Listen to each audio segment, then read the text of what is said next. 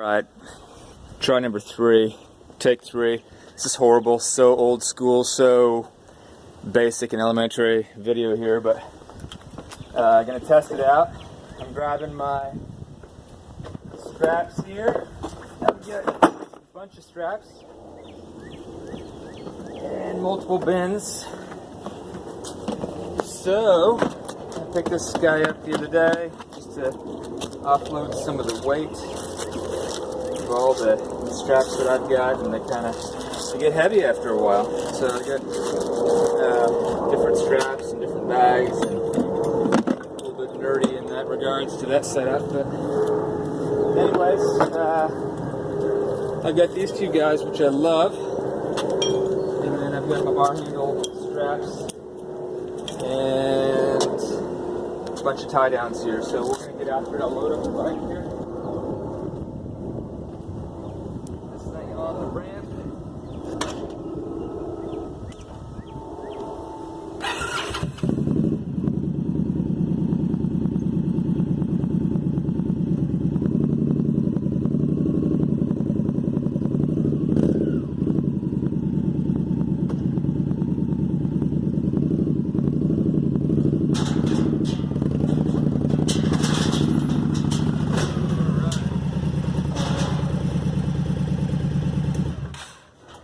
The bike and front tire aligned with the main beam of the trailer here. I didn't notice this the first time around, but it looks like I guess they can be shifted just a little bit. You know, there's no perfect bike, honestly. You know, I buy a lot of bikes. This is bike I think number 65 or 66. I mean, every single used bike that I've bought, at least, has had some kind of little issue. I guess that's why they're called used bikes. I mean, dang, people want, dealers especially, they want pristine, you know, mint condition, off the showroom floor bikes for rough cost, and honestly, it's just a pipe dream. You know, bikes get used, they're out in the elements, just the way it is, you know. So there's always going to be something wrong with the bike that I have noticed in my 65 purchases or so. There's always a tire that needs to be replaced, or you know, a lot of times these get scuffed up. You know, more than often a bike has at least been tipped over in the garage. I mean, every bike I buy, they Craigslist or Marketplace, Facebook, or 5 Mile, or any of those places, they're always going to say, "Oh man, it just, you know, just a little tip over, or something fell on it, or there's a little ding or dent here." I mean, you know the deal, right? There's always an excuse and a reason. Sometimes they're valid, but a lot of times they're just a bunch of baloney. But either way, you want to buy the bike and they want to sell it. So it's like anything else in life. You gotta, you know, negotiate a good deal and make sure there's still some profit margin for you, or if you're a wholesaler, profit margin for you plus, right? Plus the shop. So I love these bar handles, there's a name for them, I even forget. See how much of a novice I am? You guys know, but I'm old and I forgot. But anyways, I put these guys on first. Did my tie downs here on the main point for where the weight's going to be coming down. This is kind of my first point of entry in regards to the tie down. I do tie downs on front tire, rear tire. If it's a heavier bike, I'll do tie downs on the side of the bike. If it's a short trip, I make sure it's safe, but I don't get crazy with the tie downs. If I'm taking a 3 or 4 hour trip, I spend another, you know, however long to make sure the bike is completely secure. And then if I'm hauling, you know, 2 or 3 bikes, or in some cases 4 or 5 at a given time, then I'm going to really spend time. You never want to do this. You never want to leave a key, especially a Harley a lot of times, in the ignition switch. So just to be safe, I'm going to put it in the truck.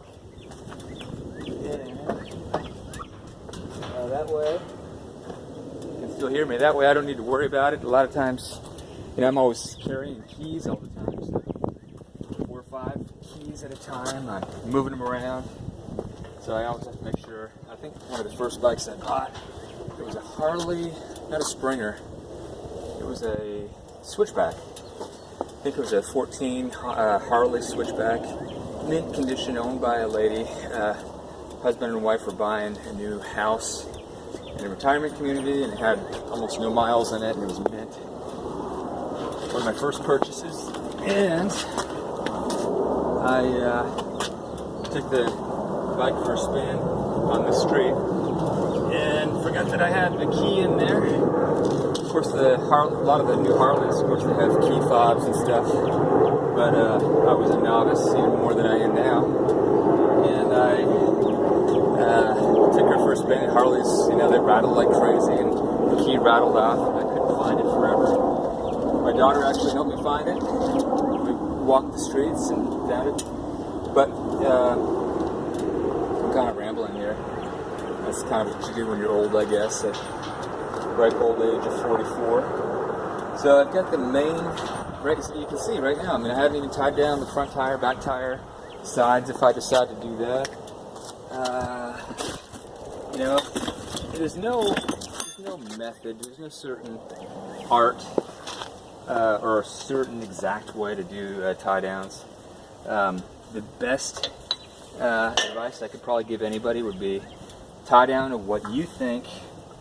You know, obviously there are methods, I mean, but tie down to what you feel is comfortable, right? What you feel is secure.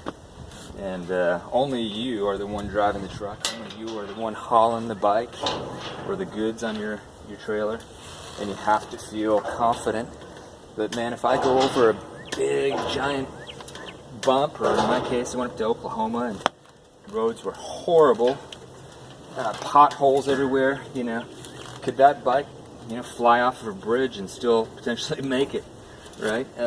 So I'm becoming more and more conscious of, you know, how I feel and my comfort level with loading the bike. So front tire now locked down. If you want to get a little bit more anal, let's see if I've got one here. I'm looking for a little tiny strap that can kind of secure that wheel even more. Here it is. So I don't always do this. A lot of times I don't. I'm going to grab my gloves really quick. I've got them here. Head down. I think I left them inside, but man, your hands are going to get so dirty in this job. I was in software and telecommunications sales for almost 20 years. Now I'm a full-time bike buyer, and man, my hands have never got more cracked, more dirty. I got, you know, what I tell my wife, worker man hands. But that's good, man. I love being outside. Love what I do. I get to be around motorcycles all day, test ride bikes. Man, it's a blast, man. All right, so, I mean, I got a little bit more anal. Front strap, you know, pushing the bike and the weight forward, pushing, really, in this case, really more securing than pushing weight down, but securing the front tire. You want to make sure your tire is, front tire especially, is secure, so it's not moving around. If everything was really strapped down well, but you didn't have any strap downs on the front tire, or even the back for that case, doesn't matter, you go over a big bump and that tire slips, man, you're in for it, right? I mean, the bike may or may not hold its own, and it may or may not hit the metal here, but man, I wouldn't want to put the bike in jeopardy. This is, you know, almost a $10,000 bike, $9,500 used, but anyways, I wouldn't want to do that. So I try and secure them the best that I can. You know, everyone's got a different way to do it. You know, there may be some guys out there that are going to give me advice, and guess what? I don't know it all, at all, right? Everything that I've learned at this point is from, you know, buying bikes, getting advice from buyers, right? Hey man, I'm new, I don't know much, you know, hey, I don't profess to know it all. Is there a better way to load this bike, right? And I've got tons of great wisdom on how to load bikes. Anyways, on this back tire, I'm shifting now the weight back, and if I was more anal and this is a little bit longer trip, I would put straps pushing the bike down, right? So I've got straps pulling both ways. Ideally, I would have straps pulling the bike sideways. I'd have the straps pulling the bike and the weight down. And this thing can be so anchored down. I mean, even now I've got two main points of where the straps are located. One in the front, one in the back. And man, as I move this, I mean, I can go probably to Oklahoma from here and feel confident. I'm going to McKinney. I'm going, 45-minute drive from here. So just because I want to, I'm going to do one more strap down. Actually two, one on each side. Use my new Red guys here. These are pretty sweet. I mean, I'm a fan of buckle straps. I just am. It's a little bit old school. There's a lot of other really cool straps on the market. I think I continue to use these and invest in them and buy more because it's what I started with and it's what I feel comfortable with. So here I could be, there might be good wisdom and advice on how to do this better. One thing that I learned from a guy in the industry was on the side tie downs. Really, it's more about anchoring the bike and just making sure it's secure as opposed to strapping the heck out of that thing. You don't really need to do that. It's just more of an anchor, right? So I kind of throttle back and forth here a little bit. This is where you build up a little bit of muscle, right? It used to be a little bit on the overweight, high cholesterol side. And now buying bikes, man, not that I'm the healthiest cat in the world, but lost some stomach weight here, and got the cholesterol level down just a bit. One thing I'm going to do on this side, and I got a nice little strap here. Purpose of this guy is really, I don't think I'm going to go up here, but I'll show you real quick. Is to get away from the chrome, right? Get away from the areas that are going to potentially ding, scratch up the bike, which obviously, these nice pipes, last thing you want to do is put a little ding or scratch in it. If it's a small scratch, you're not going to replace it, but if it's a big ding, you're probably going to think about it. And on this bike here, installation at a dealership at least, all in, gosh, depends on what kind of pipe you get, $850 to, $2,000 or more bucks, right? You can go crazy in pipes. But I probably will stay away from this area here today, possibly. I'm looking for, maybe strapping down to the frame, that kind of thing. You know what? Since this is such a long strap right here, I'm going to give it a whirl, right? So on these straps here, these buckles that I have, there's rubber around this guy, and they get beat up to heck, Metal will show through at some point. Some straps will have rubber on one side, and then on the other it'll have pure metal showing. But I'm going to go with this strap here. I'm going to do this tie down, get that guy there, get it away obviously from the pipe. And, I've heard, to kind of go back on these things. When I'm tight and scrambling for space, I'll kind of go as tight as I can here. But again, really, this thing is so darn secure right now. I'm just doing an extra bit of extra love here to this guy, right? Just a little bit extra security. If I wasn't videoing this, I probably wouldn't even go to this length. But you can tell, possibly from, I don't know if you can see it, I am pretty darn far away from that pipe. As I'm looking at these pipes, I'm trying to think. RC exhaust. Somebody know? Are these stock? I don't even know. Right? Maybe they are. They kind of look stock, but kind of cool. All right. So I do different things here. I don't know if this is what you're supposed to do, but I sometimes to give a little bit more. Bring that in a little bit more. Make that a little bit more tight. I'll do things like go around a post, stuff like that. So I am so unconventional when it comes time to talking about tie downs. I don't do anything sexy, fancy. The only thing I do is make sure that I feel like the thing is safe. Alright, so got some muscle here from bringing this bad boy up a few times. I was on the highway about 3 months ago, and I had a tractor trailer behind me, cars passing me on the left and the right. One of the straps on the tailgate here broke, and this thing came down. I was probably doing 75, 80 miles an hour. Sparks, I think we're flying. That might be a little bit dramatic there, but it was a bad deal. I pulled over. A lot of people were gracious here in Texas. They pulled over to make sure I was okay.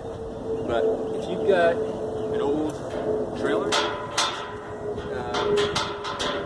just make sure that you're doing your best to, have, the best equipment that you can.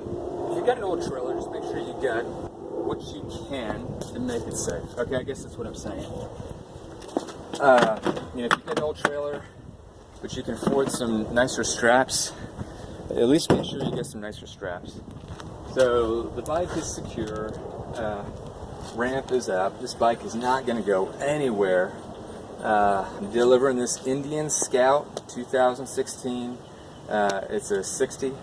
It's in mint condition. It's got 1,100 miles on it. Never left the town of Denton, Texas. A guy was getting married and he had to sell it off just to pay for his wedding, but he said it never left the area. And so it's a great bike. I mean, I've bought 64, 65 bikes. This is probably one of my favorite motorcycles that I bought. It is so much fun. I took my wife for a cruise on it last night, my daughter for a cruise on it. Man, it's just a great cruiser, right? It's got enough power, it's loud, even with what I think are stock pipes here, it's loud.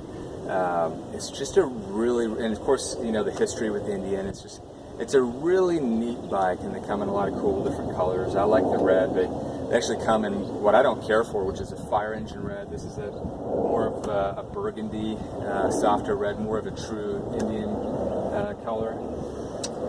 They come in white and all kinds of two-tone paint schemes, but really just a neat bike. I knew it was a 60 because it had the black handlebars here, blacked out engine, blacked out rims. So it is a 60, and it's just a lot of fun, man. So, and for if you shopped Craigslist or OfferUp or any of those areas to look at used bikes, you could probably pick one up for, $7,500 to maybe even less to $8,000, somewhere in that range. Brand new, 10, 12 plus tax, and then all, of course, what model you get, but. Just a whole lot of fun for a little amount of money, and it is a blast. A lot of them come with solo seat, but you can add a back seat to it, and get your kid on there, your wife, your spouse, your significant other. But anyways, I'm gonna ride up to McKinney, and we'll see where this weird video thing takes us. If you can see me, this is so B-level video. Hope you enjoyed it. Take care.